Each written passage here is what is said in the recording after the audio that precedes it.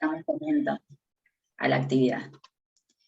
Bueno, buenos días para todos. Mi nombre es Natalia Macri. Yo tengo a cargo la dirección del Instituto Metodista Universitario Crandon, institución educativa que junto a la Facultad de Ciencias Económicas y de Administración están organizando esta actividad, que tiene como propósito brindar algunas herramientas que faciliten esa elección, digamos, de forma jurídica a la hora de desarrollar una actividad empresarial. Le dimos este foco emprendedor pensando en aquellos que aún no han constituido una empresa, pero por supuesto también brinda herramientas para todos aquellos que pueden estar incluso cambiando la actividad y pueden estar exigiendo un cambio también de forma jurídica y demás. Bueno, hoy nos acompañan los panelistas, los expositores son docentes de Derecho, Societario, Comercial, Empresarial, Tributario, de las dos casas de estudio. Nos acompaña la doctora Rosa Posiomec, la doctora Jennifer Alfaro, la doctora Alicia Papillón, el doctor Alfredo Chiabatone, la doctora Virginia Machado y el contador José Paciel. Vamos, colega, que sos el único entre todos los doctores, pero usted puede. Bueno, bienvenidos y que disfruten de esta gente que sabe tanto y va a compartir con todos nosotros su experiencia y su conocimiento. Gracias, bienvenidos.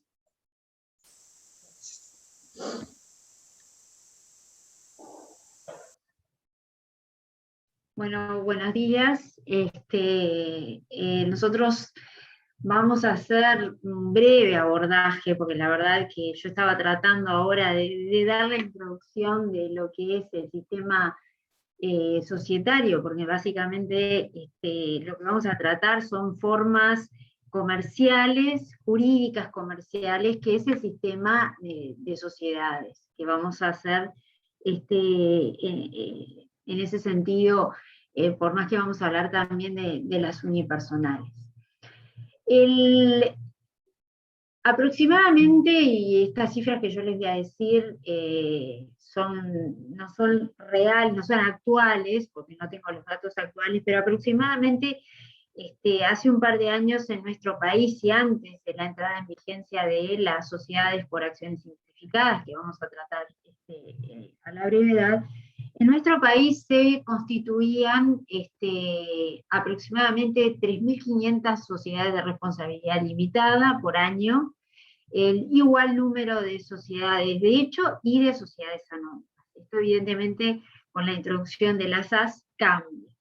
Y por otro lado, dentro de ese gran cúmulo de lo que son los sistemas de agrupación, más del 60% eran unipersonales, o sea, el comerciante, la persona individual.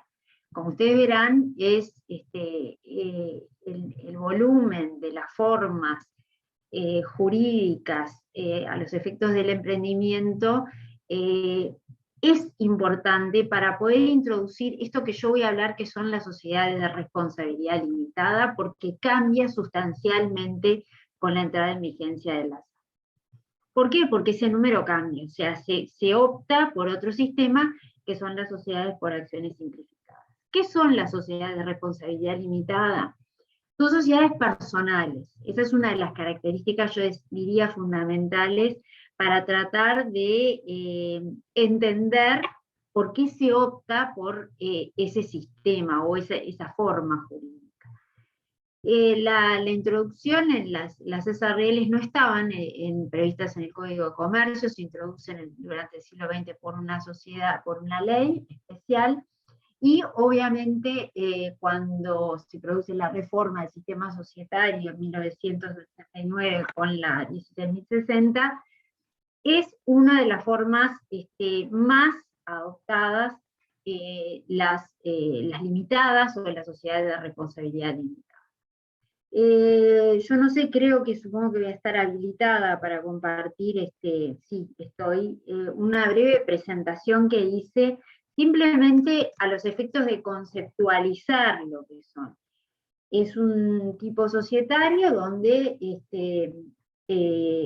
la regulación está básicamente contenida en un contrato, que evidentemente tiene que cumplir con todos los aspectos formales que establece la ley 60 en el artículo 6, y como características o como caracteres típicos de ellas tenemos que, más allá de ser una sociedad personal, o sea que lo que esto significa es que lo que importa es la persona de los socios.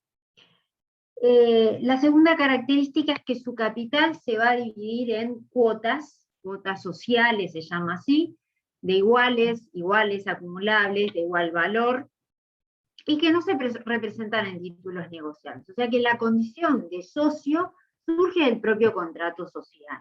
¿Ah? La responsabilidad, que es uno de los elementos, yo diría, fundamentales que tiene el hecho de adoptar esta forma jurídica, es una responsabilidad limitada a las integraciones de las cuotas sociales. O sea que los socios van a responder por las integraciones, y vamos a ver también que tienen que ver un poco por el valor del aporte que realizan. Pero no van a ir contra el patrimonio personal, salvo en cierto tipo de deudas que asuma la sociedad, como son las deudas de carácter laboral. Esto no está previsto en la ley 16.060, sino que está previsto en otras leyes, en materia justamente de salarios y accesorios, o sea, aguinaldo, salario vacacional. Y también tienen responsabilidad los socios con respecto al impuesto a la renta de las actividades empresariales.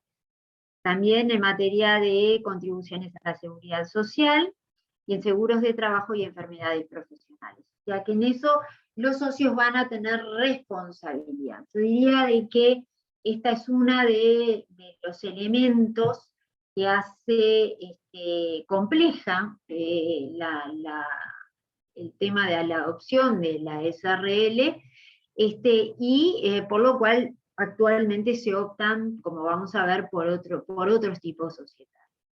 También tiene limitaciones en cuanto al número de socios. Las sociedades de responsabilidad limitada no pueden tener más de 50 socios. Si llegaran a ese socio, lo cual es muy poco probable, como yo les decía, son sociedades personales, o sea, estuvo orientada a emprendedores, digamos, está pensada como un tipo para adoptar en los emprendimientos de menores o no de gran porte.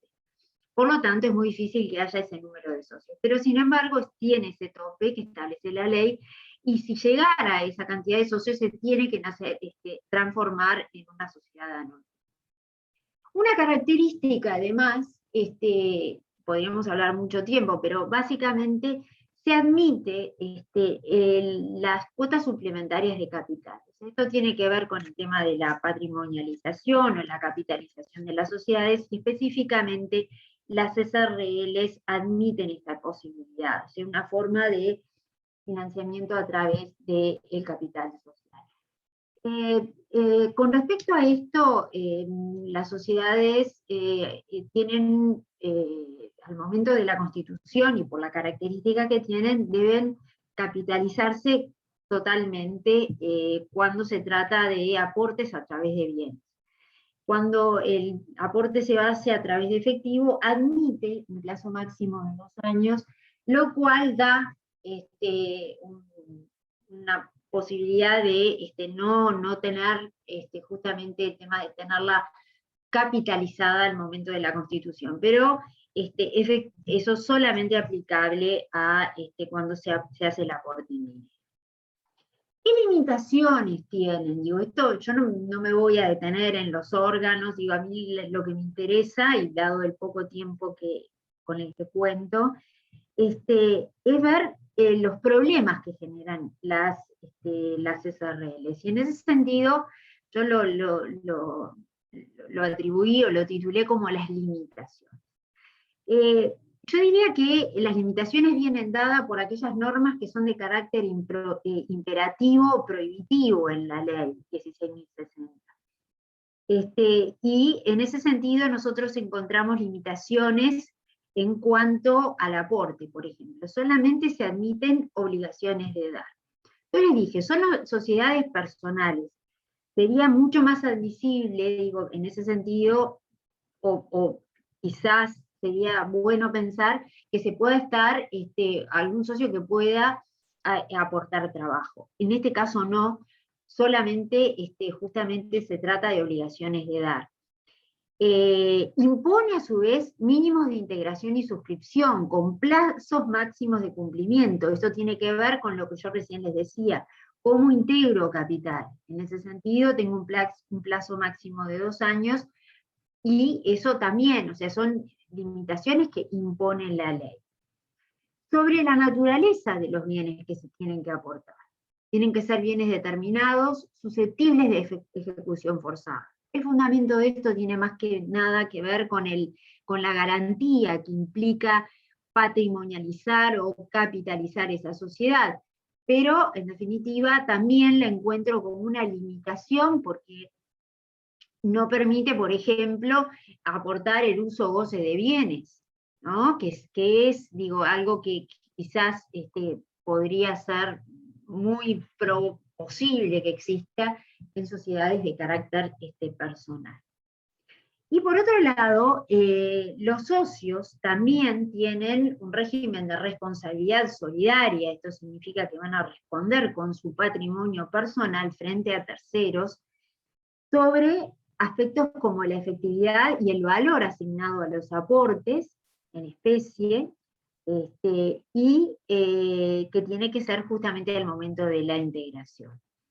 Si bien es cierto, también esa responsabilidad está limitada a los 2 años desde el momento que se hizo el aporte, pero de alguna manera ese régimen de responsabilidad es una limitación en cuanto al riesgo que esos socios están asumiendo en el emprendimiento.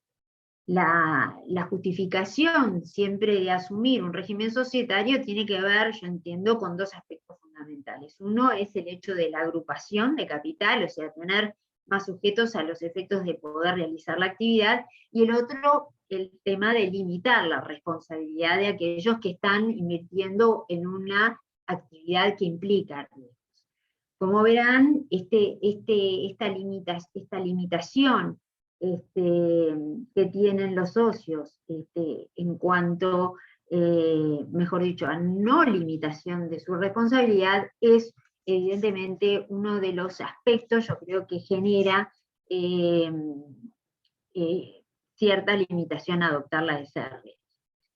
Otras limitaciones que podemos encontrar. Con respecto al órgano de gobierno, que en este caso no se habla de asamblea, se habla de reunión de socios, y en ese sentido se establecen quórum de votación y de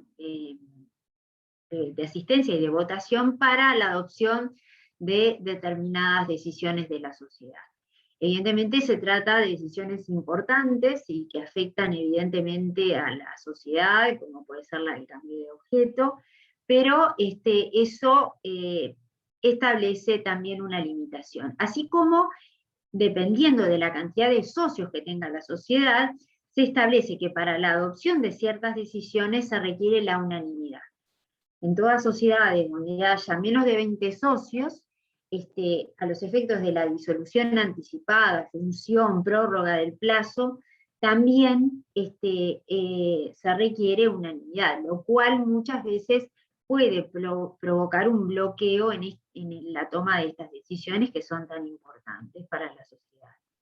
Y a su vez, evidentemente esto también entiendo que es uno de los grandes problemas que generan las SRLs, porque esta es una norma de orden público, o sea, esta es, no puedo yo estar pactando en el contrato social otra forma de tomar estas decisiones en el contrato social. Otro aspecto que yo diría que es de los menos conocidos, pero es uno de los que más genera problemas, es en cuanto a la transmisión de la cuota social. Yo les decía que la calidad de socio surge del contrato. Los socios, a través del aporte, lo que van a tener son cuotas dentro de la sociedad.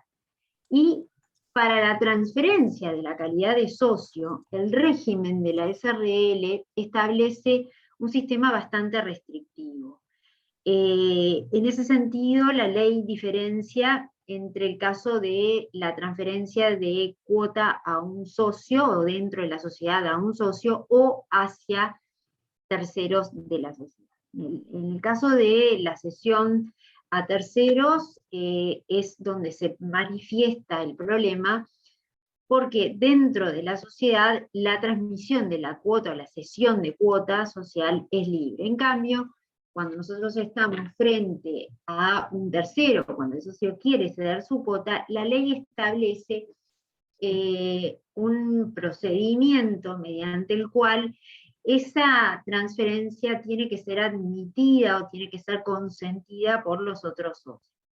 Dependiendo del número de socios que tenga la sociedad, va a requerir o unanimidad, o sea que todos los socios estén de acuerdo con esa cesión, o el 75% del capital, que estén de acuerdo el 75% de los socios dentro de la sociedad. Lo cual, como ustedes ven, también es una restricción.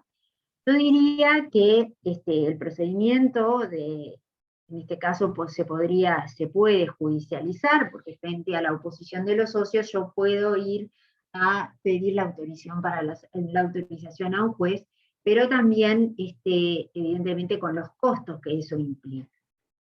Una sociedad, además de responsabilidad limitada, tiene aspectos que tienen prácticos en el momento de su constitución. Por ejemplo, tiene costos altos, sobre todo en materia de publicaciones. Ustedes saben que tienen que hacer un contrato, ese contrato tiene que ser inscripto en el Registro Nacional de Comercio y después requiere publicaciones.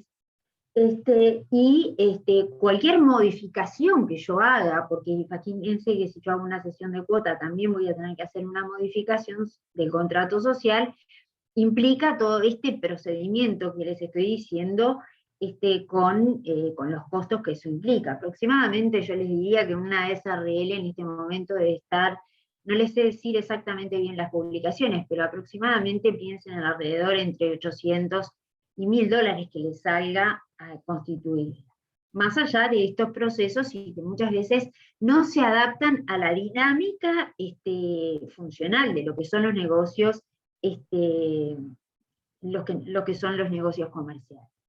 Razón por la cual yo creo que yo no creo, sino que efectivamente está cayendo en desuso, no tengo los datos exactos de esta modalidad, pero sin duda se ve superado por otros tipos societarios que son más adecuados, sin perjuicio de que yo diría que prácticamente la tercera parte de los sistemas de agrupación societarios que nosotros tenemos hasta hace poco tiempo eran la adopción del sistema de la limitada o la sociedad de responsabilidad limitada.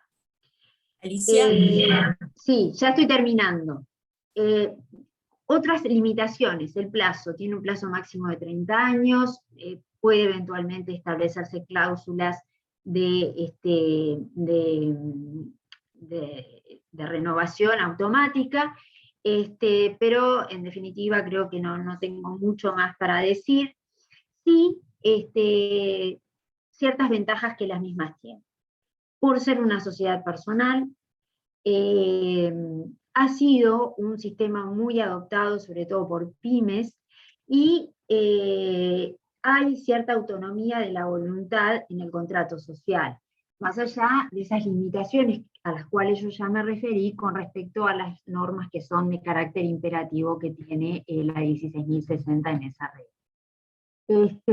Y bueno, también el objetivo era constituir un régimen que limitara la responsabilidad sin llegar al sistema más restrictivo de limitación como son las sociedades anónimas.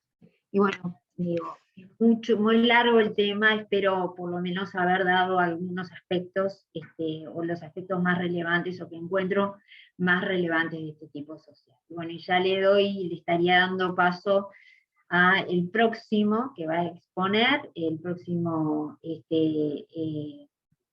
en materia de tipos societarios. Bueno, adelante. Bueno, buenos días para todos, muchas gracias Alicia.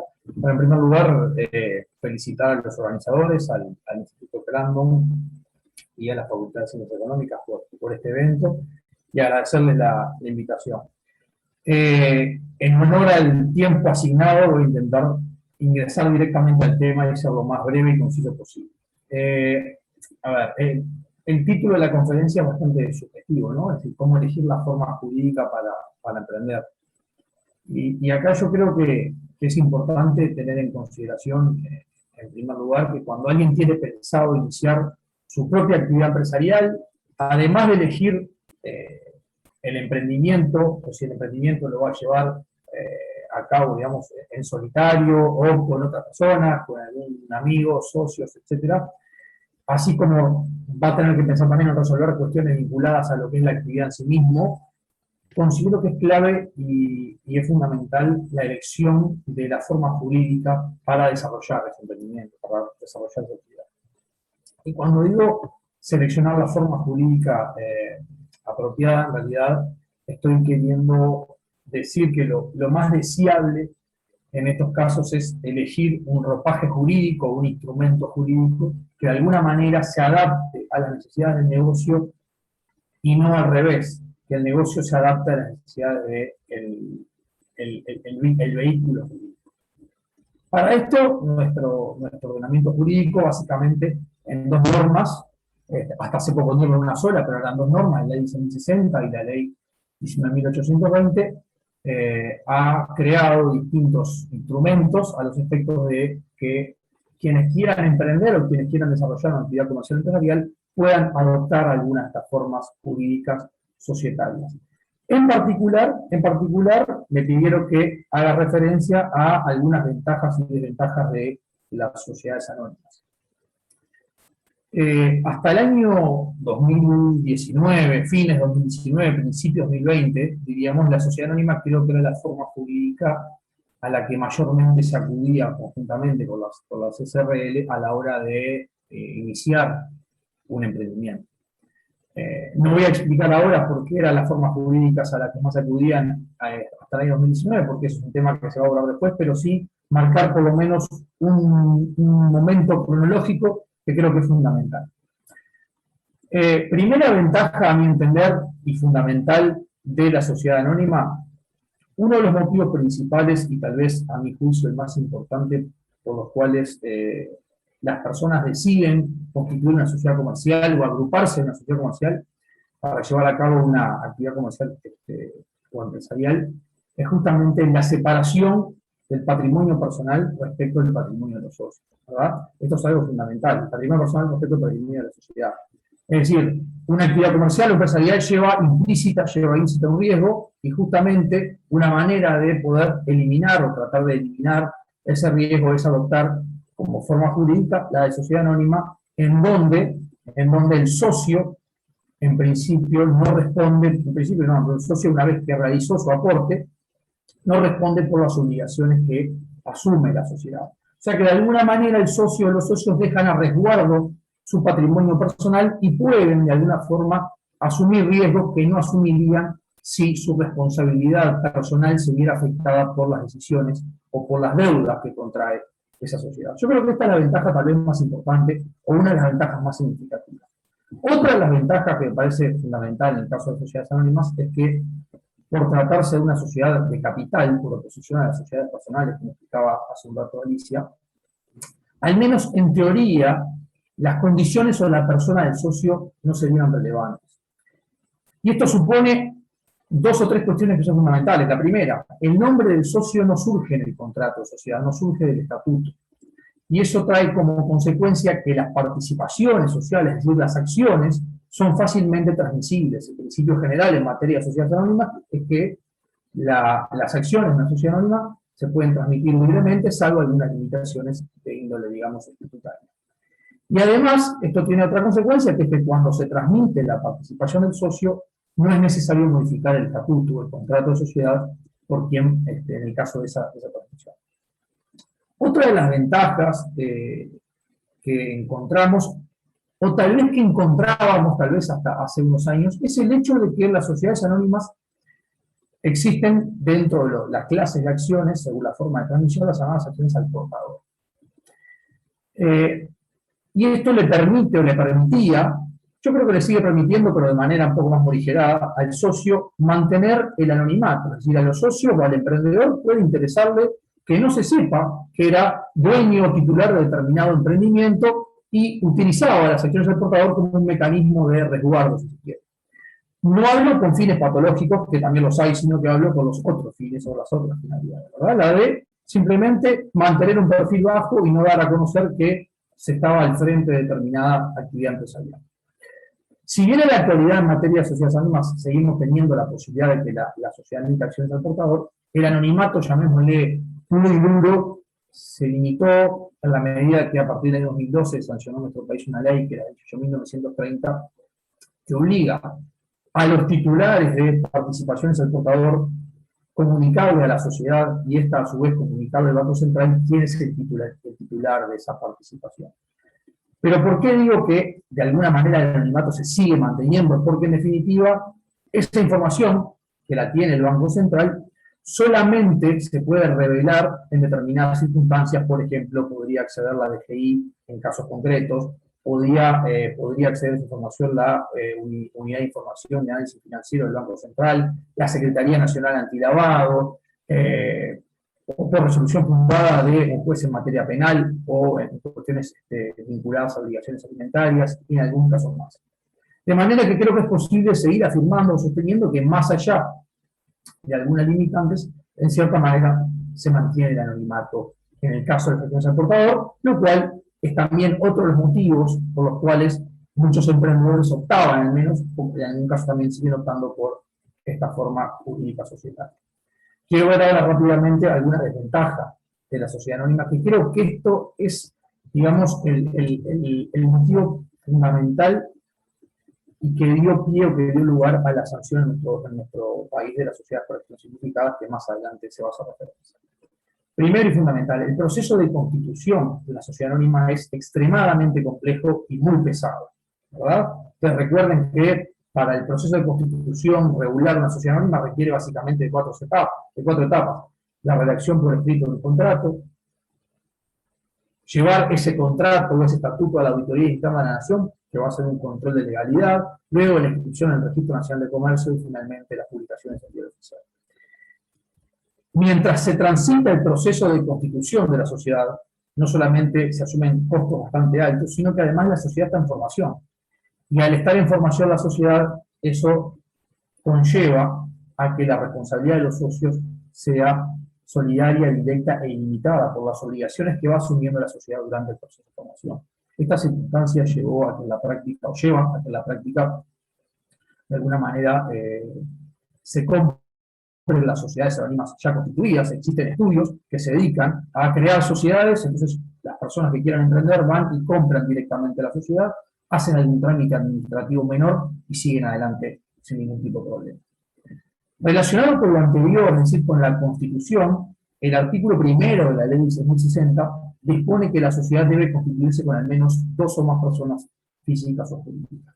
Y esto parece que no, pero muchas veces juega un papel preponderante, porque en definitiva genera complicaciones prácticas a la hora de constituir un tipo social, porque muchas veces hay emprendedores que en solitario quieren constituir una sociedad o que en solitario quieren emprender y la ley no les permite desde el inicio iniciar la actividad con un solo socio, entonces necesariamente deben, para salvar esa pluralidad exigida por la ley, de repente contar con el consentimiento de algún conocido, un amigo, un familiar, etcétera, para poder cumplir con ese requerimiento legal.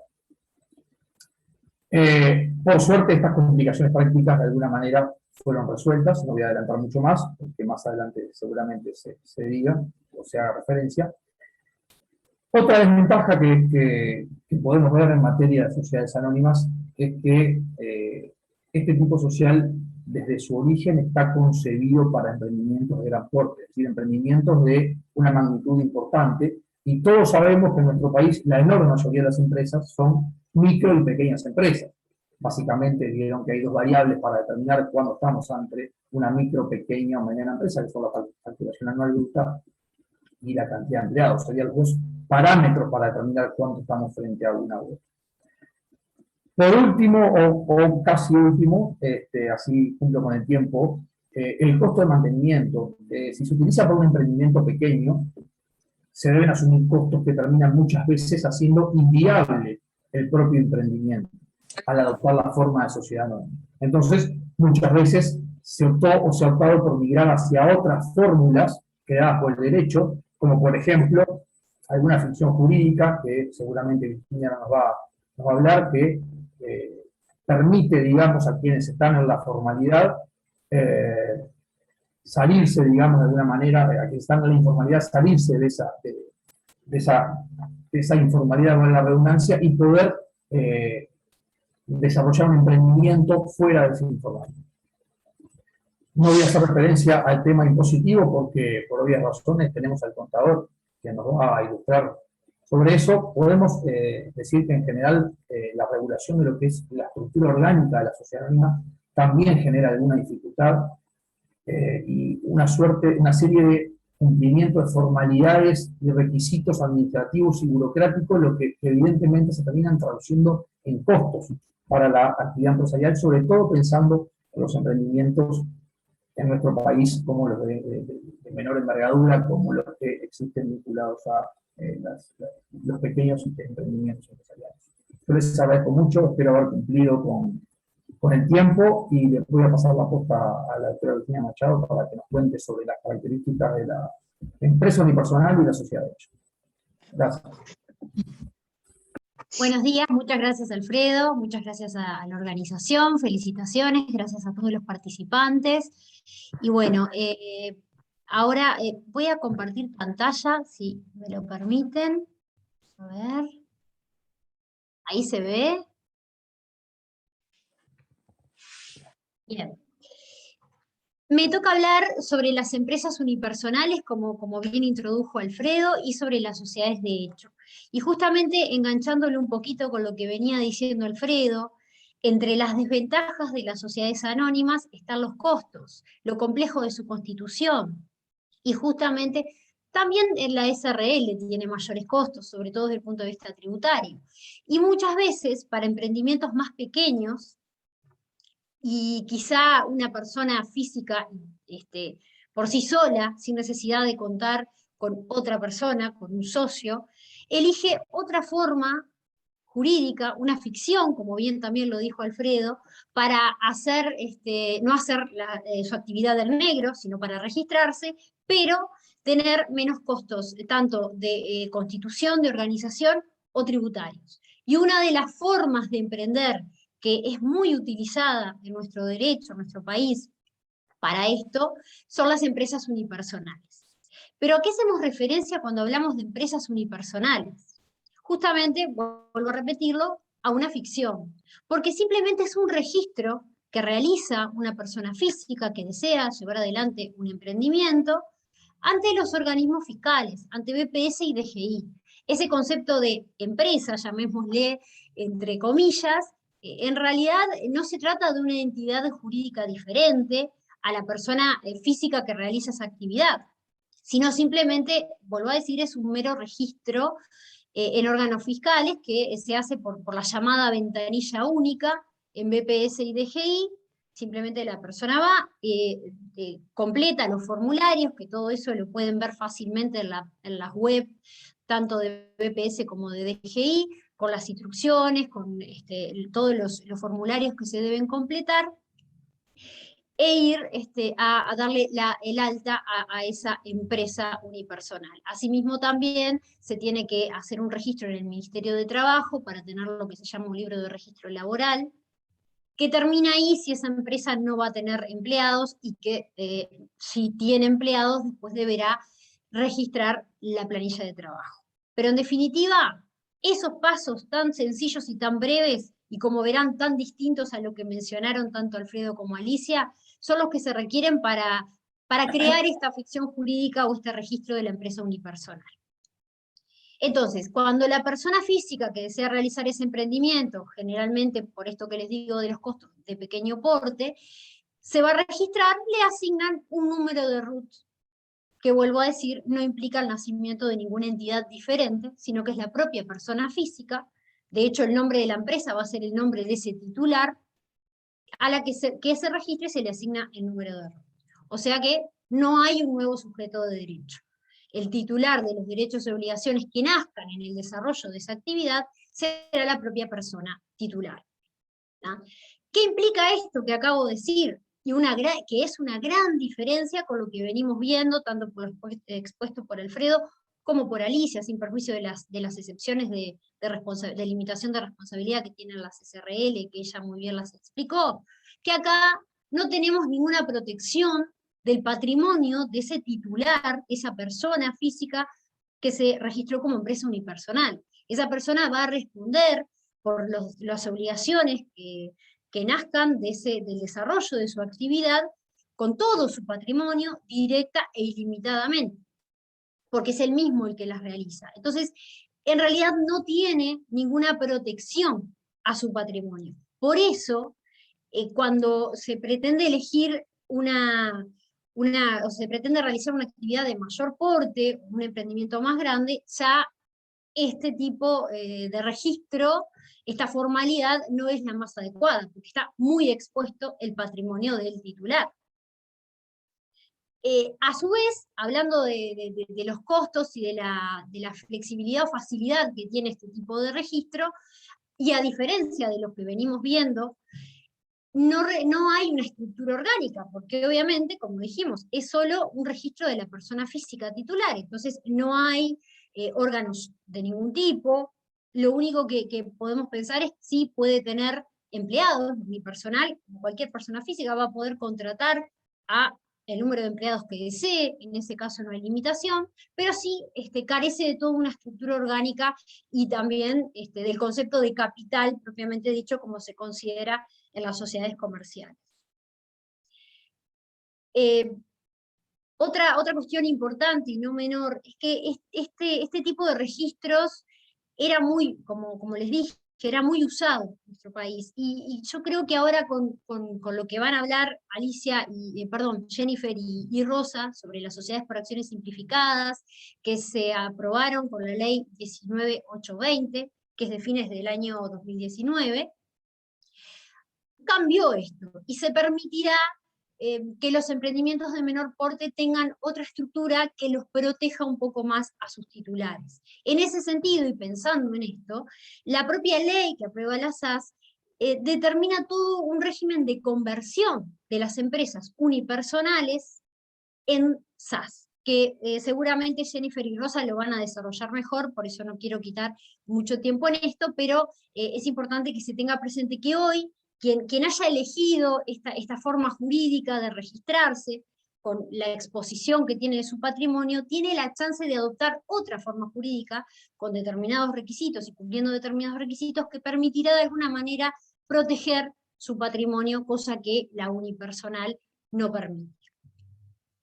En cuanto al régimen tributario, como les adelanté, tiene, además de toda la Constitución, que es mucho más sencilla, porque como dije, simplemente es un registro, también tiene otro régimen tributario un poco más favorable, que, como bien también dijo Alfredo, es un tema que seguramente hablará el contador, que lo sabrá explicar mucho mejor que yo. Pero cuando hablamos de pequeños emprendimientos, no es menor considerar todos los costos tributarios que el registro, la formalidad conlleva. Y una desventaja, además de lo que hemos hablado de la gran exposición patrimonial, otra desventaja que tiene esta forma de registro es el tema de la transmisión a terceros. Primero porque, como hablamos, quien se registra es la persona física.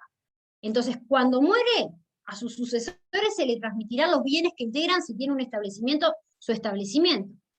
Pero no hay una sucesión de acciones o cuotas sociales, es como que el emprendimiento se termina de alguna manera o dependerá de sus herederos, pero no hay, como es solamente el titular que se inscribe, no hay una continuidad. Y lo mismo se complica si queremos transmitir el emprendimiento a terceros. Si yo soy titular de una unipersonal que de repente explota un establecimiento comercial y quisiera enajenar ese establecimiento o esa empresa, lo que debo recurrir a la figura de la enajenación del establecimiento comercial, en todo caso compraventa de activos, que a su vez es muy compleja, que tiene costos en publicaciones, costos tributarios, es mucho más complejo que de repente transmitir cuotas de una SRL o acciones de una sociedad anónima, o acciones de una SAS, que vamos a ver más adelante,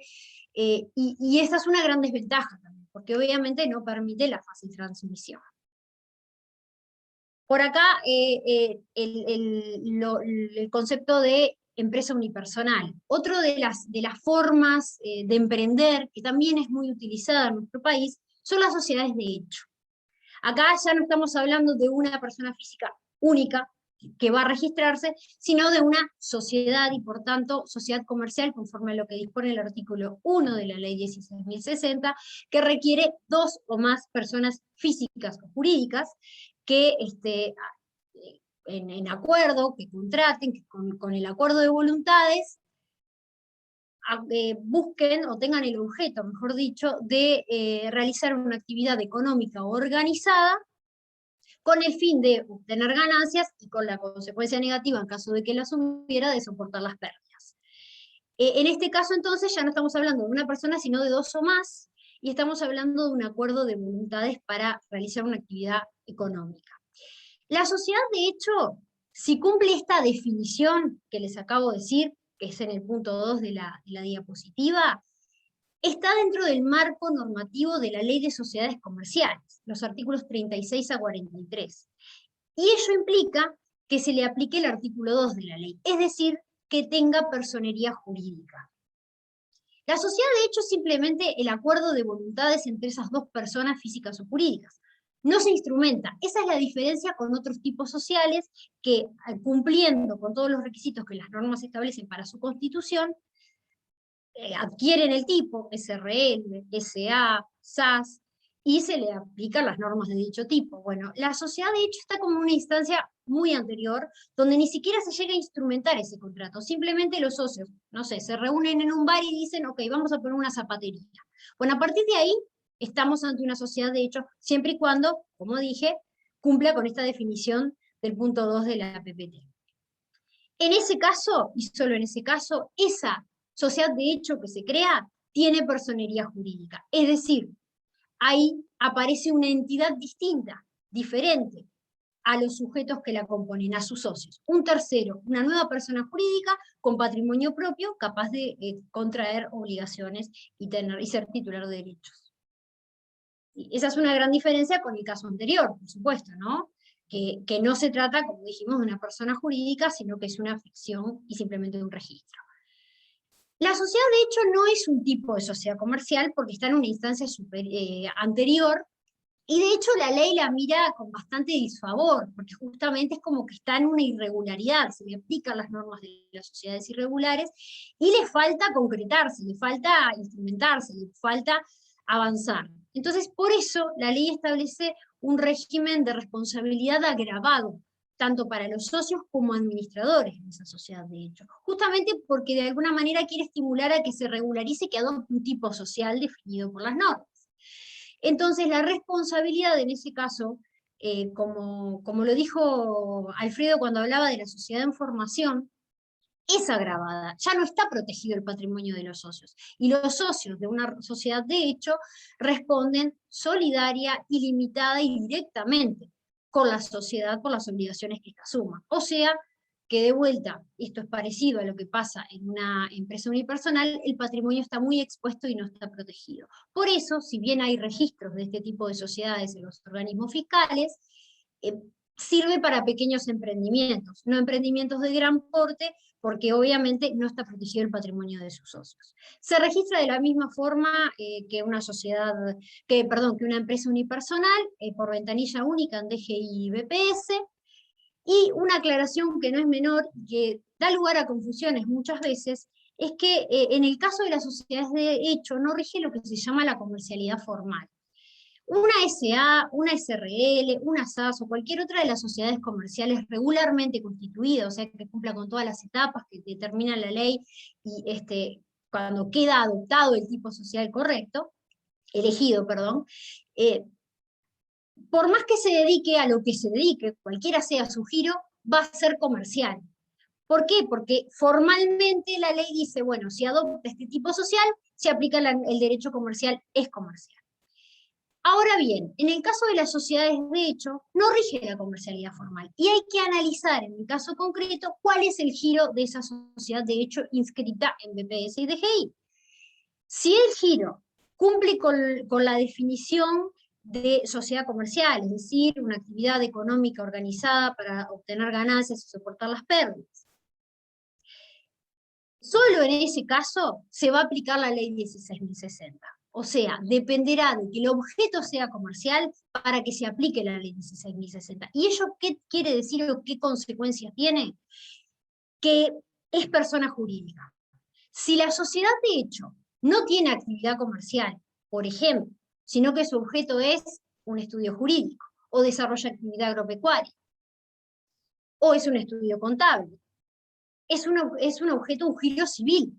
Y en ese caso, si bien cuando se concurre a DGI o a BPS, uno va a registrarlo de la misma forma, como sociedad de hecho, y llena los mismos formularios y te dan un RUT igual, hay una gran diferencia, porque esa sociedad de hecho que se está constituyendo se regirá por las normas civiles y no comerciales, y por consiguiente no será un sujeto de derecho. Gran diferencia, porque no nacería una entidad diferente a los socios que la componen. Y en el caso de ser una actividad comercial, sí lo es. O sea que en el caso de la sociedad de hecho, para saber si se aplica la ley de sociedades comerciales y el derecho comercial, dependerá del giro al que la sociedad se dedique. Después existen determinadas normas especiales sobre las sociedades irregulares que se aplican a la sociedad de hecho, sobre la posibilidad de regularizarla en cualquier momento. Es más fácil disolver la sociedad de hecho, justamente porque, como les decía, la ley lo mira con disfavor y lo que pretende es que se regularice. Entonces, es más fácil, se puede regularizar simplemente cumpliendo los pasos del tipo social adoptado, que requiera para la constitución del tipo social adoptado, o se puede disolver simplemente con la voluntad de los socios, cumpliendo un proceso muy sencillo, mucho más fácil que una sociedad cuando está regularmente constituida. El contrato social, que puede haber un contrato social verbal, porque como dijimos no está instrumentada, pero sí hay un acuerdo de voluntades. El contrato social va a ser obligatorio entre los socios, pero no hacia de terceros, porque la sociedad no tiene un contrato escrito, no está inscripta, entonces no se le puede oponer ante terceros. Entonces cualquiera de los socios puede representar a la sociedad y obliga a la misma. En cuanto al régimen tributario, también es un régimen tributario más flexible, pero bueno, tiene todos estos aspectos, sobre todo el tema de la exposición del patrimonio de los socios, que no lo hacen un régimen muy atractivo, sobre todo, como les decía, para grandes emprendimientos. Y bueno, y de lo tributario imagino también que el contador especificará un poco. Disculpen si fui medio rápido, pero bueno, la idea era dar los puntos principales de estas dos formas de emprender y cumplir con el tiempo. Así que les agradezco mucho, espero haber sido bien claro, por lo menos haber dado los puntos más importantes, y le doy paso a Rosa y a Jennifer a ver qué nos pueden contar sobre las sociedades por acciones simplificadas. Muchas gracias. Gracias, Virginia. Bueno, gracias a todos por concurrir. Celebramos nuevamente esta actividad de extensión entre la Facultad de Ciencias Económicas y el Universitario Crandon. Creo que nos enriquece a todos.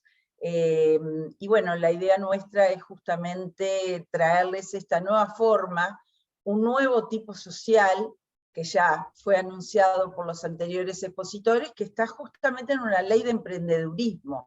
Es decir, que se pensó para los emprendedores, sin perjuicio de que igual podría ser utilizado en otras dimensiones de empresas. Pasamos a ver algunos puntos. Sí, como bien dice Rosa, a ver, este nuevo fenómeno que son las sociedades por acciones simplificadas, bien lo decían todos, vieron que esto de elegir la forma implica mirar todo el panorama, tener el abanico completo, y eso es lo importante para el emprendedor, asesorarse correctamente para ver los secretos y ver en qué posición, porque no podemos hablar de un tipo ideal, sino un tipo adecuado al caso concreto. Si hablamos de las SAS, primero que nada, como de repente se ha mencionado antes, es también una sociedad por acciones. Y más allá de que hay algún otro tipo, como la sociedad en comandita por acciones, en realidad, cuando pensamos en sociedad por acciones, pensamos en la sociedad anónima. Y van a ver que tiene muchos rasgos en común. Incluso la ley SAS se remite a la regulación de sociedad anónima, ya sea en algunos temas puntuales o en subsidio, ante alguna ausencia de norma especial para las SAS. Pero lo más importante es que es un tipo social que, aunque es por acciones, no podemos calificarlo como de capital, como que solo importe el dinero, el aporte, lo invertido, sino que muchas veces, como es en la realidad uruguaya, más allá del dinero importa la persona del socio, ya sea por sus características personales, porque había un vínculo de amistad, de parentesco, una historia en común entre los socios, o también por su solvencia, por sus antecedentes, por sus conocimientos en la materia vinculada al objeto, al giro de la sociedad. Y eso está permitido con mayor flexibilidad en la SAS, porque es un tipo social, cuya constitución, cuyo funcionamiento se ha visto simplificado por la ley, en comparación con la sociedad anónima, pero incluso en comparación con la SRL, que pese a ser un tipo social en el medio entre personal y capital, está muy encorsetada, tiene muchos límites por parte de la ley de sociedades. Y bueno, este es un tipo con gran flexibilidad. Pero si nosotros pensamos en dar la respuesta a los emprendedores, a los empresarios, sin duda un factor que está en la tapa del libro para elegir el tipo social o la forma jurídica es la responsabilidad. Y por eso, Rosa, te pregunto, ¿cómo responden los socios de las sociedades personales, de las sociedades por acciones simplificadas? Como bien comentaba Jennifer, realmente la responsabilidad del socio en cualquier sociedad comercial cuando van a emprender e iniciar una actividad es fundamental. Solamente una aclaración, estamos hablando de la responsabilidad del socio frente a los pasivos de la sociedad. Entonces, frente a la sociedad van a aportar los socios, si hay una obligación futura de aportar es frente a la sociedad, pero lo que importa es, bueno, ¿qué pasa si le va mal al emprendimiento? ¿Qué pasa si estamos tan expuestos con todas estas incertidumbres comerciales, económicas, con el patrimonio, con mi casa, con mi coche? ¿Pueden de alguna forma atacarlo? Bien, al igual que para sociedades anónimas, las sociedades por acciones simplificadas establecen un régimen de no responsabilidad. Porque muchas veces solemos decir responsabilidad limitada. Es directamente no responden. Y además la ley SAS se encarga de decir, no solo no responde por las obligaciones, sino además ni por tributarias, ni por obligaciones tributarias, ni por obligaciones laborales. ¿Por qué lo dice la ley en forma expresa? Porque como comentaba la doctora Pampillón, en las SRL, a pesar de que la ley de sociedades nos dice los socios solo responden por su aporte, encontramos excepciones que se aplican, como en materia laboral, en materia tributaria. Entonces, en este caso, lo primero que nos dice la ley, los socios no van a responder por las obligaciones sociales. Lo otro que es bien interesante es la Constitución. Vimos que tanto para la SRL, lo que implica la modificación del contrato, como para la sociedad anónima, ese procedimiento costoso, engorroso, pero veamos cómo es la constitución de una SAS. Jennifer, ¿qué nos puedes decir al respecto? Bueno, uno de los primeros cambios que introduce esta ley modifica completamente el régimen societario uruguayo en cuanto a que permite que por primera vez una sociedad comercial uruguaya sea constituida por un solo fundador. Es decir, una SAS se puede constituir por la vía de un contrato social, un acuerdo de 2 o más personas físicas o jurídicas, pero también en este caso se puede constituir por un solo fundador, incluso otra sociedad, mientras no se trate de una sociedad anónima. Es decir, el legislador uruguayo, en algo que no encontramos en otras legislaciones, no permite que ese único fundador sea una SA. Sí puede una SA constituir una SAS con otros socios, no siendo el único, y puede también volverse luego único accionista de una SAS. Pero repetimos, no constituir de forma unilateral, por declaración única, es decir, como solo fundador, una sociedad anónima, una SAS. Tenemos que, sin duda, marcar la diferencia con la sociedad anónima. Incluso veíamos alguna pregunta en el chat que hacía alusión a eso. La sociedad anónima requiere de un mínimo de 2 fundadores, pero luego de su constitución puede permanecer sin plazo máximo con un solo accionista. Y es verdad que en el Uruguay la operativa, desde hace muchos años, es una tradición nacional que incluso nos diferencia, la de comprar sociedades anónimas hechas, es decir, sociedades preconstituidas con un objeto ómnibus sumamente amplio que se adapta a todo tipo de actividades y puede ser adquirida. Parece que es una cosa la sociedad cuando es un sujeto, lo que se adquieren son las acciones, que da esa flexibilidad de acción por un solo sujeto. Pero acá es distinto. Acá la fundación puede ser, ya la constitución puede ser por un único sujeto. Y en el mismo sentido, pese a que existieron discusiones en doctrina y con el registro de comercio en torno al procedimiento de reforma del estatuto, debamos decir que en la actualidad, a través de la reforma de la última ley de presupuestos, y por lo tanto desde el 1 de enero de este año, la reforma de SAS, la reforma del estatuto, es igual a una reforma de un estatuto de sociedad anónima en cuanto a su documentación y su procedimiento. Es decir, basta un acta que se pasa al libro, se hace testimonio, se protocoliza a través de escribano y se inscribe en el registro. Es muy diferente a la reforma de los contratos de la SRL, de la colectiva y demás. Por lo tanto, se vuelve más sencilla la constitución, más sencilla la reforma, porque el procedimiento de constitución de una SAS, y por lo tanto el de modificación de su estatuto, únicamente requiere una forma escrita, el estatuto por escrito, y la inscripción en el registro de comercio. No requiere la publicación de la SRL, ni pasar por la auditoría interna de la Nación y publicación de la SA. Tiene un trámite como una personal, una sociedad personal, y sin embargo, como vimos algunas de las ventajas, como la limitación de responsabilidad. Tengamos presente que en la SAS, la reforma tiene efectos desde que se decide frente a la sociedad y entre los socios. Eso es una gran diferencia con los otros tipos sociales, incluso la anónima, que va a tener efectos frente a cualquiera, incluso accionistas, y la sociedad, desde que se termina todo el trámite de reforma. Rosa, contanos un poquito sobre el plazo, con sus peligros porque no se comprende bien el alcance, y qué sucede con el fallecimiento del accionista de una SAS.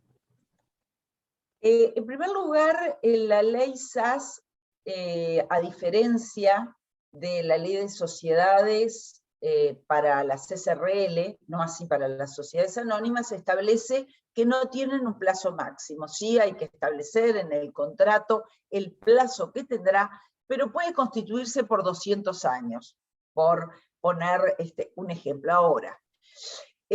La diapositiva dice cuidado, ¿qué implica? ¿Por qué? Porque puede entenderse que nos da una gran flexibilidad este tipo social, en el sentido de que, bueno, iniciamos un plan de negocios, queremos emprender y no queremos limitarnos en el tiempo, más que nada porque sabemos que las actividades económicas requieren de un desarrollo, el tiempo pasa en forma muy rápida y, por ejemplo, para las SRL hay un plazo máximo de 30 años. Y aunque parece mucho en un comienzo, puede resultar luego sobre la marcha y pensando en el segundo punto, cuando fallecen los socios, los fundadores, que la sociedad va a llegar a ese plazo máximo si se estipuló eso como máximo en las SRL. ¿Qué pasa en las SAS? En las SAS, al igual que en sociedad anónima, se puede establecer un plazo sin que exista una limitación máxima. ¿Por qué el cuidado? Porque muchas veces esto tiene una contracara, y es que los socios que por algún motivo quieren desvincularse de la sociedad, si establecimos un plazo muy prolongado, tienen que recorrer un camino bien complejo para terminar con el negocio societario o eventualmente para transferir sus acciones. Pero pensemos que lo decíamos, hace un rato lo decía Jennifer, cuando se juntan amigos, cuando se junta familia, hay confianza, vamos adelante, pero puede suceder muchas cosas durante la vida de la sociedad. Establecer ese plazo tan prolongado implicaría en la práctica, si queremos modificarlo, modificar el contrato, o eventualmente entrar en una causal de disolución y liquidación. Por lo tanto, tomar en cuenta y tener claro que esa flexibilidad hay que verla desde dos lugares. Respecto al fallecimiento, al igual que en sociedades anónimas, el fallecimiento no determina que se termine el vínculo, sino que los herederos pueden ingresar a la SAS. Ahora, no el hecho de ser heredero, la calidad de heredero no lo convierte en empresario. Pensemos además los conflictos personales que están asociados entre los herederos, etc. ¿Qué pasa? Fallece el accionista, se inicia esa sucesión, y si no se pactó nada, la participación la heredan.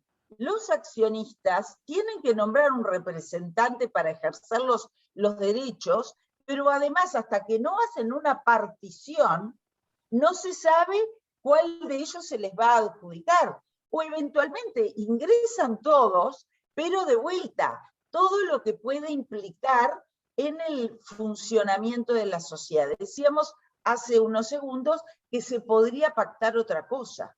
Obviamente sin ir contra las normas de orden público sucesoria, pero podría pactarse de cada fundador, en el caso si son varios, bueno, que ingresa un hijo, por ejemplo, que ingresa un heredero, para evitar justamente que muchas veces sociedades que son que han funcionado muy bien a partir de ese fallecimiento y a partir de los problemas personales, es que se complica.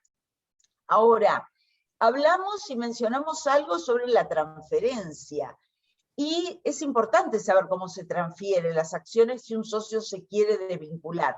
Jennifer, ¿cuál sería ese procedimiento de transferencia? Bueno, primero que nada tener claro que la transferencia, o sea, el cambio de un accionista por otro, sea porque ingresa un tercero, o sea porque el porcentaje internamente cambia, no requiere reforma del estatuto de la SAS. Estamos hablando estrictamente del cambio, la transferencia de acciones, y por ello se transfieren de la misma manera que las acciones de sociedad anónima. Es verdad que no tenemos las acciones al portador, tenemos nominativas, representadas en los papelitos, en los títulos, o acciones escriturales, que no tienen existencia física, se anota el titular, para simplificar el procedimiento. Se cumple entonces, para transferir la acción, con la ley de circulación de cada acción, básicamente el endoso, la entrega y la anotación en el libro, o solo la anotación en el libro, y se comunica al Banco Central del Uruguay en un plazo que va, porque es una modificación, entre 45 y 90 días hábiles, sin ingresar en detalles. Tener en cuenta que el estatuto puede incluir prohibición de transferencia de acciones de SAS o restricciones. Esto es una novedad en el derecho uruguayo, no se permite para anónimas, pero para SAS se puede prohibir la transferencia por un plazo máximo de 10 años desde la emisión de las acciones. Esto es importante, como decíamos antes, una SAS puede ser la herramienta adecuada para emprendimientos, pequeños o grandes, en que el factor personal sea importante. No queremos cambiar de socios. Bueno, puede haber una prohibición de transferencia, es decir, de venta, por ejemplo, de las acciones, como uno de los títulos. Entonces, tener en cuenta que es útil, que se puede pactar, se tiene que anotar además en las acciones y en el libro, para que esto despliegue efectos. Rosa, igualmente tenemos que ser más claros, porque a veces esa transferencia de acciones tiene otras implicancias, ¿verdad? Exactamente, y tiene que ver qué pasa si ese accionista además es administrador o director. Y tenemos que distinguir en este caso, qué pasa si la designación o la identificación de ese administrador o director está en el contrato, o simplemente en el contrato lo que se prevé es la forma que va a tener el órgano de administración, administrador, directorio, etc. En el caso de que solamente se estipule en el contrato, tendrá la forma o será administrada y representada por un directorio con tantos miembros, que es lo que vemos en general en sociedades anónimas. El cambio de la persona del director, y esto unido a la transferencia que hace ese accionista, que es además, por ejemplo, director, no implica una reforma de contrato, es simplemente una comunicación al registro de comercio. Ahora, si el nombre del administrador o director sí surge del contrato, si ese director, administrador, representante quiere dejar de serlo, y muchas veces con la transferencia automáticamente también lo que se pretende es que se cambie el directorio, hay que recorrer el camino de la reforma, que en este caso de las SAS es mucho más simplificado, pero de cualquier forma se requieren mayorías y es mucho más complejo.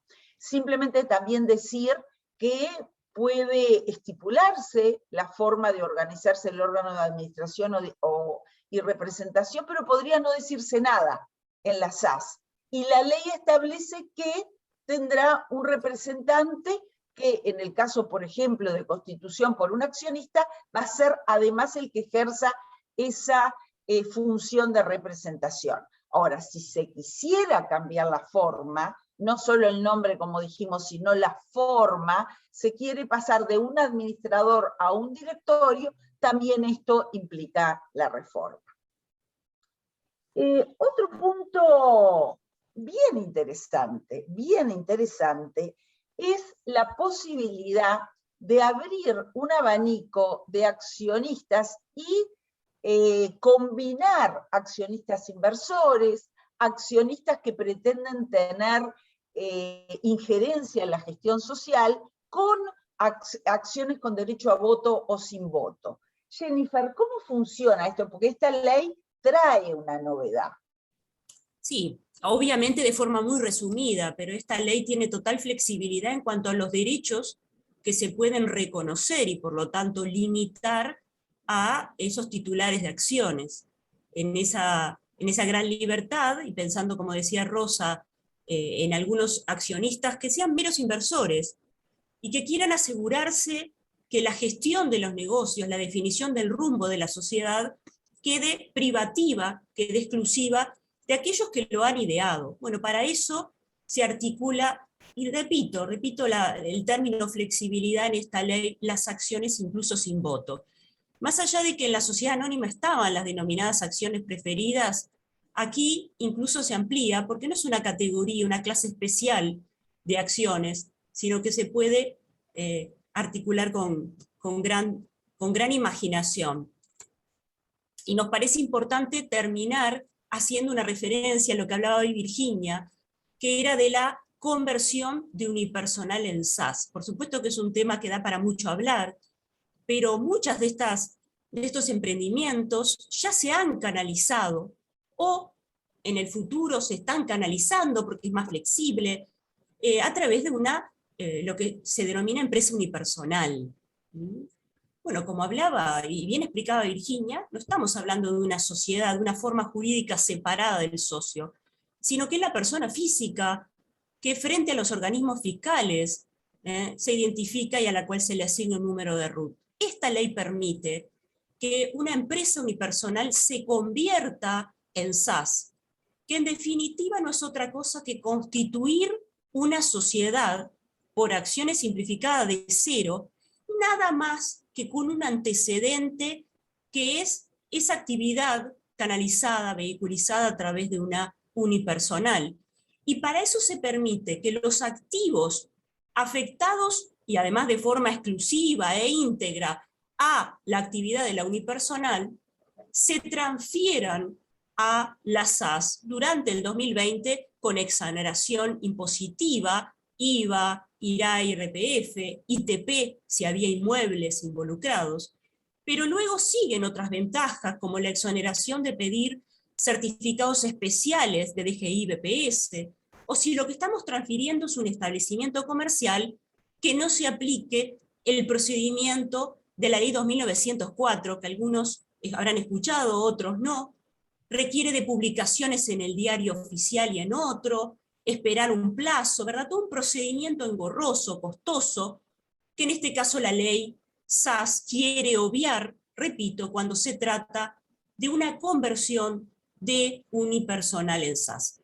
Mucho más se podría decir al respecto, pero tener presente que esta conversión lleva a que la SAS sea responsable solidario por las obligaciones asumidas antes de la conversión por ese unipersonal. O sea que tener presente que el titular de la unipersonal y la SAS que se crea mantienen una responsabilidad solidaria. Hay matices si es fiscal o si es de otra índole, pero lo que importa, para simplificar el tema, es que hay responsabilidad. Así que usar el mecanismo, pero con control, porque estamos hablando de que responsabilizamos a la nueva entidad creada. Bueno, terminamos por acá, muchas gracias, y le pasamos la palabra, el micrófono, al contador Paciel. Bueno, muchas gracias, Jennifer. En primer lugar, agradecer al Instituto Crandon y a la Facultad de Economía por la invitación a participar del webinar, y desde ya felicitar al resto de los expositores por las intervenciones muy claras que fueron realizando. Yo me voy a referir al régimen tributario que puede afectar a las distintas formas jurídicas que puede tomar un emprendimiento. Y bueno, como el tiempo no es mucho o es corto para estos temas que pueden ser mucho más amplios, voy a hacer énfasis principalmente en las situaciones en las que la forma jurídica nos afectan la forma de tributación o inclusive el impuesto que tenemos que tributar. Entonces, mi exposición va a ir en dos grandes líneas. En primer lugar me voy a referir a los aportes a la seguridad social y en segundo lugar a los principales impuestos que tiene que tributar cualquier emprendimiento. Hago la aclaración que también por un tema de tiempo me voy a centrar en lo que son los emprendimientos de tipo comercial, ¿no? Porque obviamente también podemos tener emprendimientos del tipo profesional, como hoy mencionaba Virginia, puede ser un estudio contable, en los que digamos, el impuesto que se va a tributar va a ser el IRPF y no el IRAE, aunque eventualmente puede haber tributación de IRAE por opción o por inclusión debido al monto de ingresos que obtiene el estudio contable. Entonces, en cuanto a los aportes a la seguridad social, como comentarios generales, tenemos que decir que deben realizarse aportes personales y patronales respecto de los no dependientes del emprendimiento, o sea, ya sea el titular, en el caso de una empresa unipersonal, los socios, o en el caso de directores. A su vez, cualquier emprendimiento, cualquier empresa tiene que realizar aportes personales, o sea, retener los aportes personales sobre el personal que contrate, y aportes patronales sobre la remuneración del personal.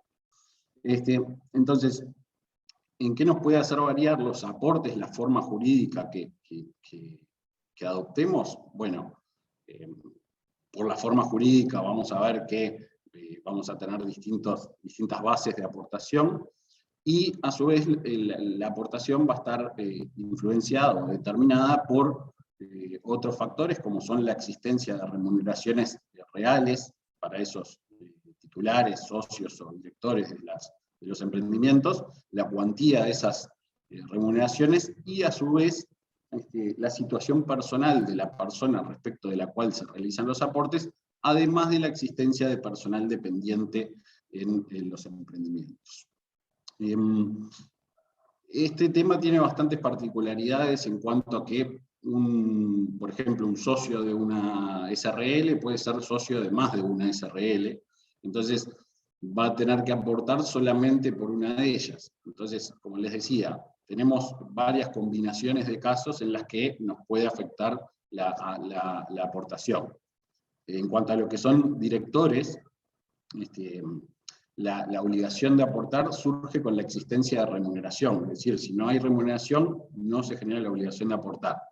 En el caso de las SAS, que recién estaban hablando Jennifer y Rosa, la particularidad cuando asume la forma de directorio, cuando la SAS se rige por un directorio, al menos uno de los directores tiene que realizar aportes. No pueden declararse a todos los directores sin aportación.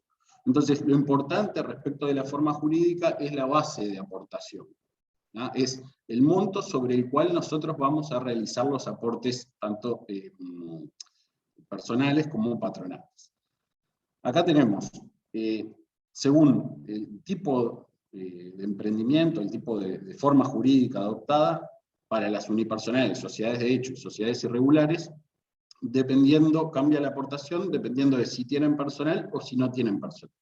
Si tienen personal, van a aplicar un ficto, que es la primera categoría, que tienen a la derecha, comienzan aportando sobre 11 bases fictas de contribución, y debajo tienen el valor de la base ficta para el año 2021, que es 1.291 pesos. Esto nos da una base de aportación de 14.209 pesos. Fíjense que si la unipersonal contrata personal, le cambia la base de aportación a la segunda categoría, que es de 15 bases fictas, pero tiene que aportar sobre el mayor salario que tenga en la empresa. Si, por ejemplo, contrata a una persona a la cual su sueldo es de 20.000 pesos, que es mayor al ficto de la segunda categoría, entonces el titular de la empresa unipersonal, por ejemplo, va a tener que aportar sobre ese mayor sueldo en lugar de sobre la segunda categoría. Lo mismo sucede para las SRL, en el caso de los socios con actividad, o las SAS, en el caso de administradores y representantes, en donde cuando no tienen personal, aplican una base de aportación ficta de la segunda categoría, o pueden tener remuneración real, estos integrantes de estas empresas, por lo tanto toman el mayor entre esos dos. Y si llegan a contratar personal, el otro factor que nos entra a jugar ahí es la remuneración real de las personas que sean contratadas, es decir, se va a tomar el mayor entre el ficto, el salario del personal y la remuneración real que puedan tener esos titulares. Por último, en el caso de directores, ya sea de una sociedad anónima o de una SAS, siempre y cuando haya remuneración, va a haber que aportar entre el mayor de 30 bases fictas y la remuneración real, esto mensualmente, ¿no? Y con la particularidad de que en las SAS, al menos uno de los directores tiene que realizar aportes. ¿Cuáles son los aportes sobre las bases de aportación que vimos? Bueno, tenemos aportes jubilatorios personales del 15% y patronales del 7,5%, aportes al Fondo de Reconversión Laboral del 0,1%, y los aportes al Fondo de Garantía de Créditos Laborales, que es un aporte patronal del 0,025%. Luego, un poco más complejo el escenario, es los aportes al Sistema Nacional Integrado de Salud, más conocido como el FONASA.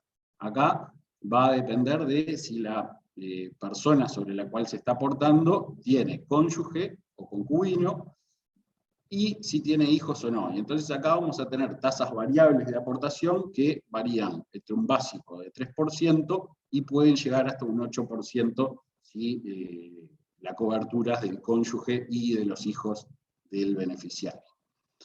Y también tenemos aportes patronales del 5% sobre las remuneraciones, excluido el aguinaldo, más el complemento de cuota mutual, que es un valor que se paga en función de las remuneraciones en general del personal que pueda tener el emprendimiento.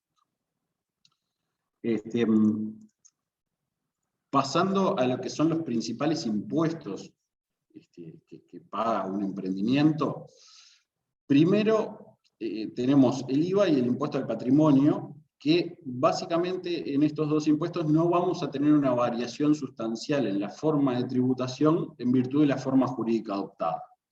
Si, por ejemplo, si estamos hablando de un emprendimiento de tipo de servicios personales fuera de la relación de dependencia, en cuanto al IVA hay alguna variación que se paga bimestralmente y que hay que presentar otro formulario a la DGI.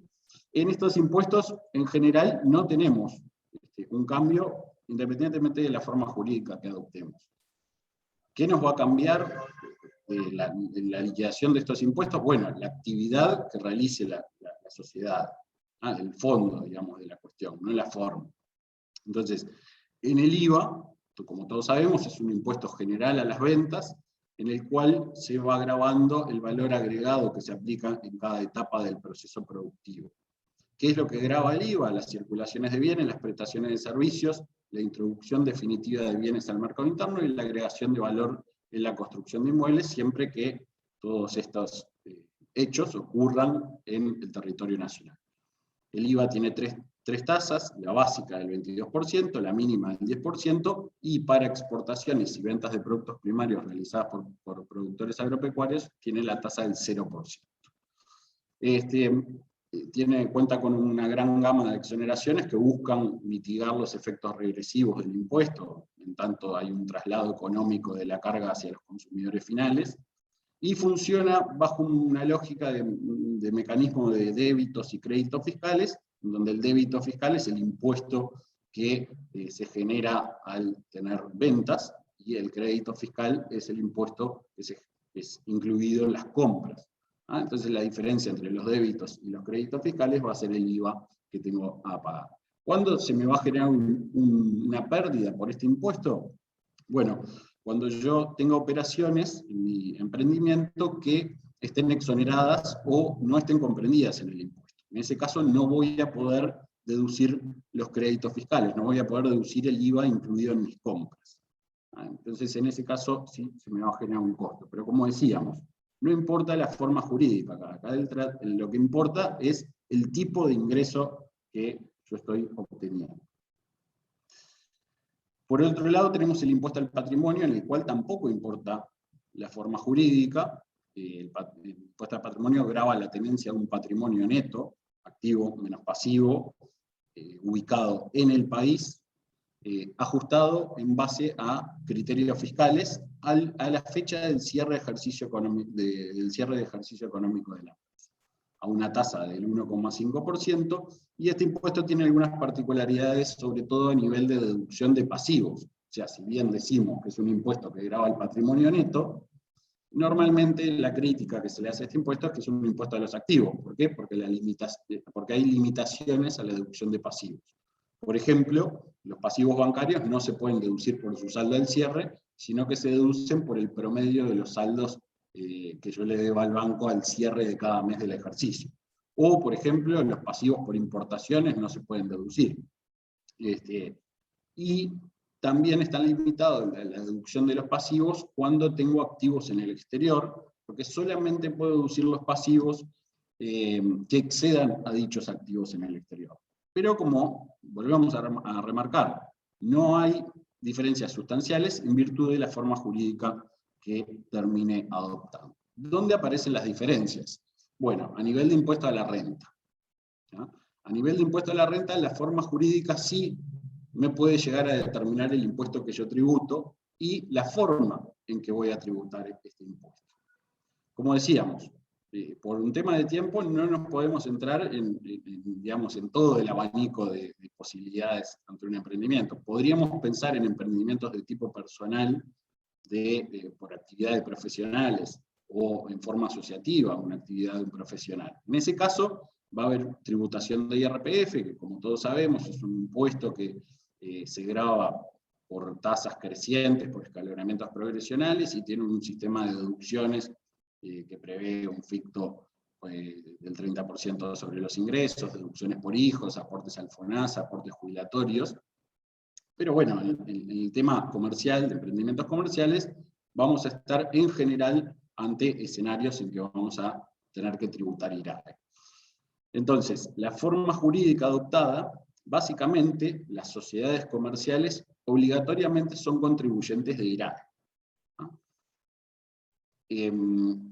Quienes, digamos, no obligatoriamente van a ser contribuyentes de IRAE, sino que vamos a tener que ir a analizar los factores productivos utilizados, son las unipersonales, las sociedades de hecho integradas por personas físicas residentes. Bien, tenemos que ir a ver los factores productivos utilizados. Acá un tema que hablaba Virginia, que las sociedades de hecho son sociedades comerciales, a efectos fiscales, en este caso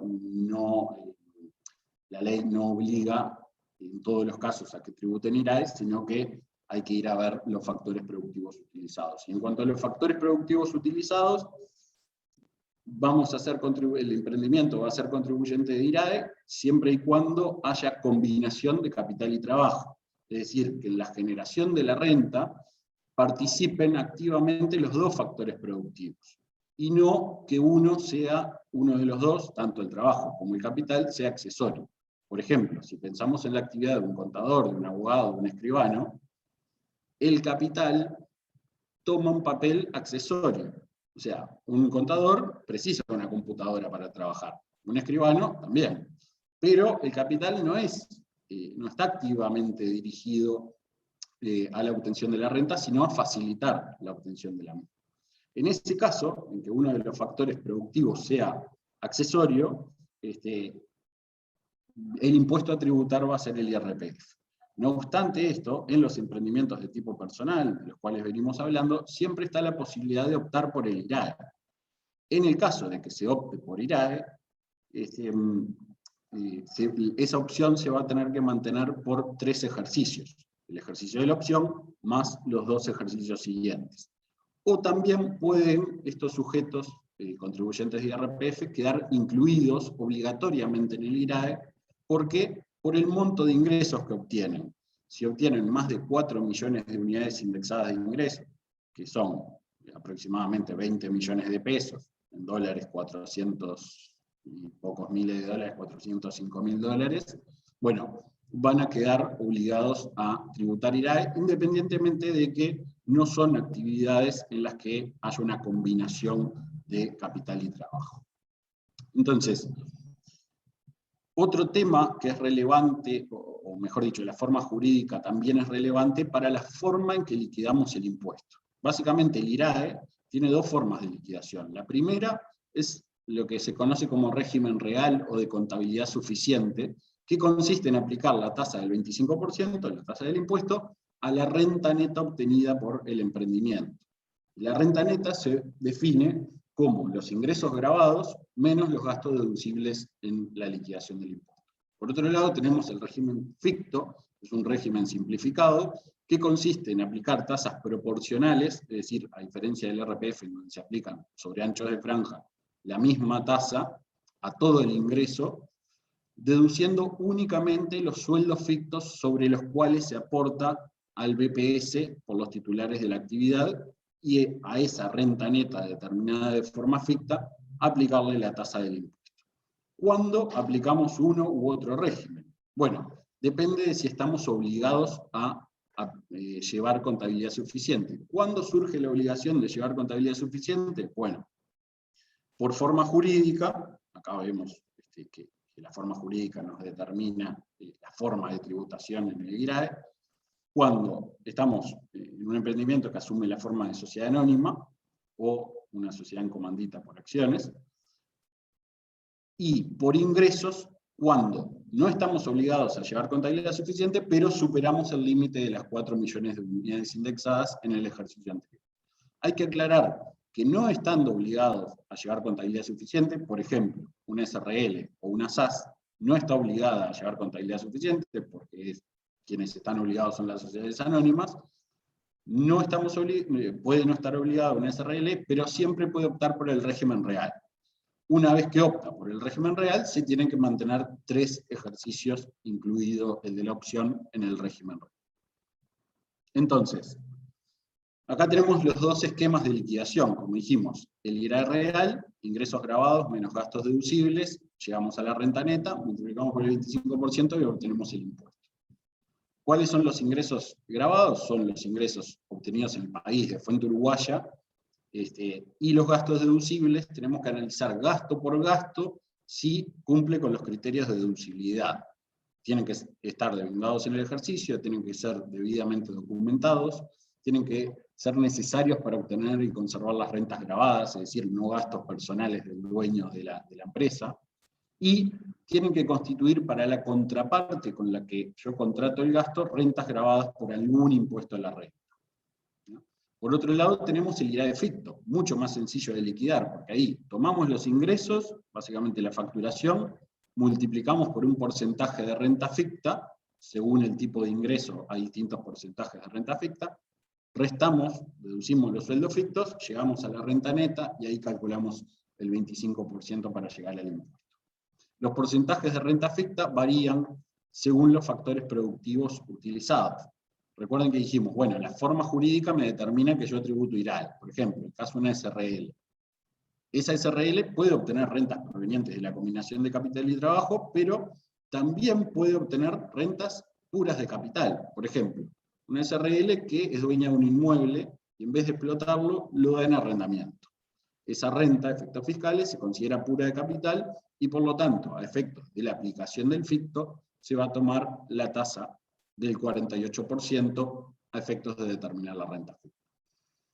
¿Qué nos conviene aplicar? ¿El régimen ficto o el real? Bueno, lamentablemente no hay una receta mágica para determinar qué régimen nos conviene, sino que esto va a depender de varios factores. En primer lugar, tenemos que evaluar la simplicidad. Es mucho más fácil liquidar por el ficto que por el real. En el real tenemos que tener la contabilidad, analizar gasto por gasto, analizar ingreso por ingreso, a ver si hay que incluirlos o no en el impuesto. Después, como comentaba hoy en el panel, costos de cumplimiento. Naturalmente, el régimen real, vamos a tener que tener una contabilidad de efectos fiscales, lo cual nos va a implicar, entre otras cosas, más gastos por honorarios. En el régimen ficto no tenemos que tener una contabilidad suficiente, por lo tanto, evidentemente los costos de cumplimiento probablemente sean menores. También tenemos que evaluar si en mi emprendimiento yo tengo la posibilidad de deducir los gastos. Ahí tendré que ir a ver si con quienes contrato tributan impuesto a la renta o no. Capaz que contrato con alguien del exterior que tiene otra tasa de impuesto a la renta y no puedo deducir los gastos. Y por último también ver el momento en el que está el emprendimiento. Por ejemplo, emprendimientos que recién están comenzando, es probable que generen pérdidas al inicio, y bueno, luego que empiecen a funcionar, a aceitarse, empiecen a tener rentas. Entonces, en el régimen real, las pérdidas fiscales sí se pueden arrastrar, digamos, hacia ejercicios siguientes, hasta por un límite de 5 años, pero en el régimen ficto no. Entonces, vamos a tener que evaluar todos esos factores. Acá hay un esquema de todas las posibilidades que tenemos. Dijimos, la forma jurídica importa, ¿no? En algunos casos no vamos a tener la opción de liquidar otro impuesto que no sea el IRAE, por ejemplo en el caso de las sociedades anónimas, y no vamos a tener la opción de aplicar el ficto. Entonces, la forma jurídica me determina el impuesto y también la forma en que tengo que aplicarlo.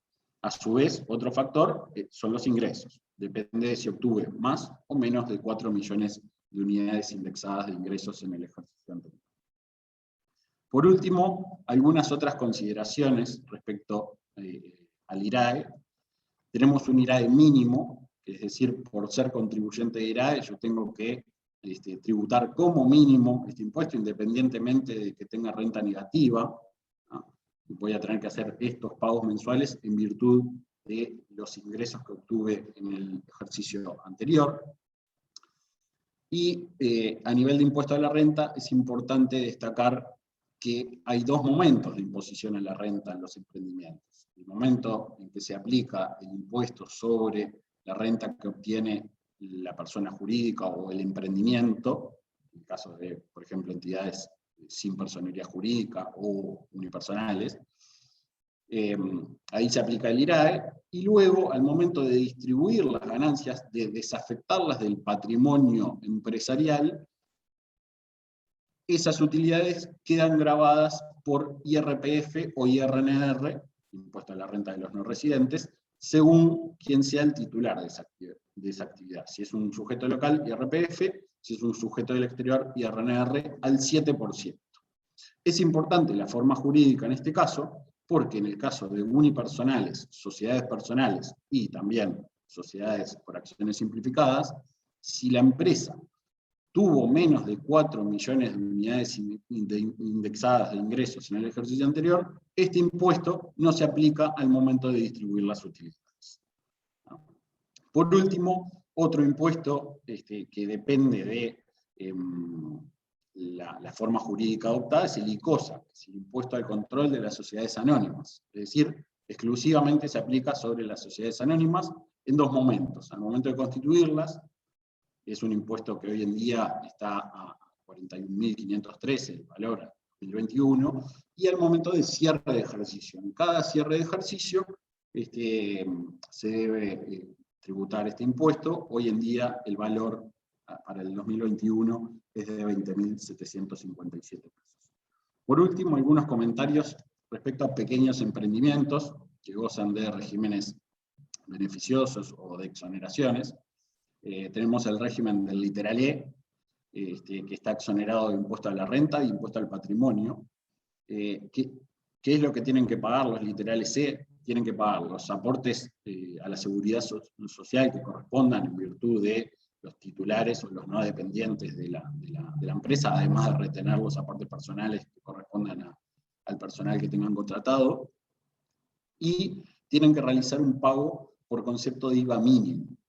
Ese pago actualmente está en 4.380 pesos mensuales, y para aquellos que se inscriban a partir del 2021, tiene un régimen de aportación gradual: 25% los primeros 12 meses, 50% los segundos 12 meses, y a partir del 24º mes se comienza a pagar el 100%, o sea, lo que hoy en día equivale a 4.380 pesos. ¿Cuándo podemos aplicar este régimen? Cuando tenemos ingresos menores a 305.000 unidades indexadas, aproximadamente $34.000. Y en cuanto a la forma jurídica, no tenemos limitantes respecto de la forma jurídica. Sí tenemos alguna limitante prevista en la norma respecto a la actividad. Por ejemplo, no pueden ser literales E, obviamente, quienes no combinen capital y trabajo.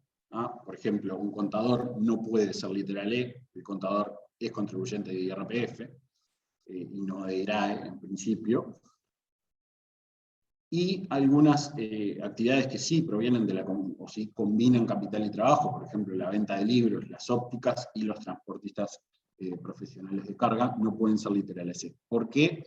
Digamos, si es un régimen que pagamos solamente 4.380 pesos, no lo eligen todos. Bueno, porque tenemos la limitación de ingresos, pero además, al ser un régimen simplificado de IVA, si tenemos un gran componente de IVA compras, no lo vamos a elegir este régimen.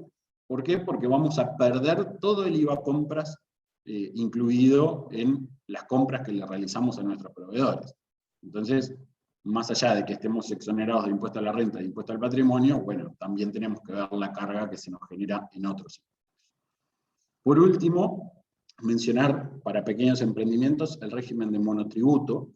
Bueno, en principio, en cuanto a la forma jurídica, admite la forma jurídica de unipersonal, o de sociedad de hecho con hasta 2 socios, o de sociedad de hecho en tanto los socios, o sea, tenga 3 socios, hasta 3 socios, y esos socios sean familiares, hasta 4º grado de consanguinidad o 2º de afinidad.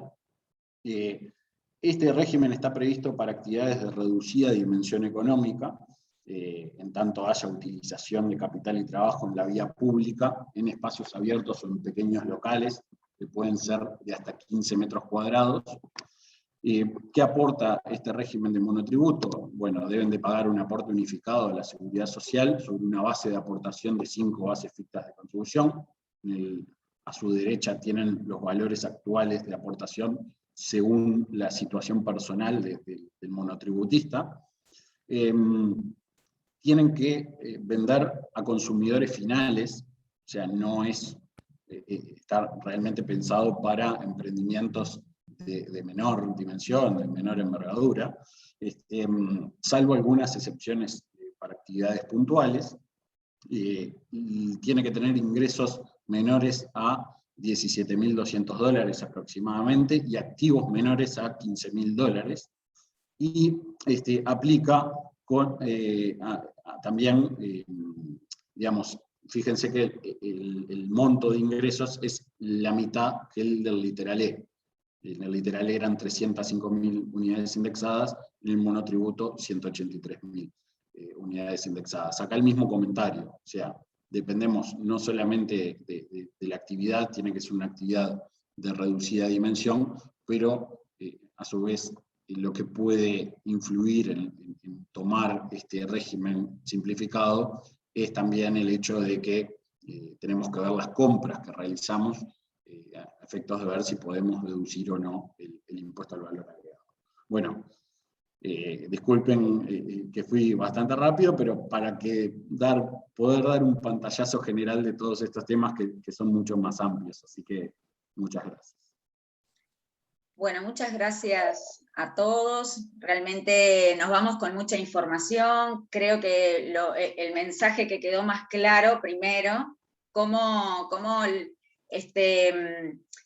la parte tributaria y la parte de derecho, en esta elección de formas jurídicas y demás, van de la mano, una impacta sobre la otra, no es solamente las actividades económicas que uno desarrolla a la hora de tener en claro qué tipos de impuestos vamos a tributar, sino que también en algunos casos la forma jurídica tiene mucho que ver. Así que, por cierto, siempre vamos de la mano con todo lo que tenga que ver con el apoyo y el asesoramiento al empresario, al emprendedor y demás en esto de la elección de la forma jurídica, ¿no?